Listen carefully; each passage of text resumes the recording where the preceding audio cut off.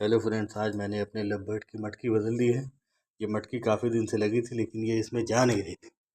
मेरे ख्याल से ये ख़राब थी। इनके लिए नया घर है, आप भी देखिए इनका घर। ये मैंने अभी सुबह सुबह इंस्टॉल किया है, तो अभी ये थोड़ा सा हिचकिचा रही है शायद। जैसे भी होगा।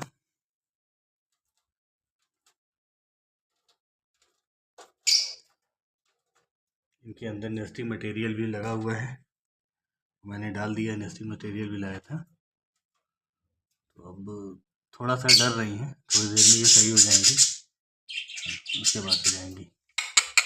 क्या हुआ क्या हुआ क्या हुआ? जाओ अंदर जाओ, जाओ।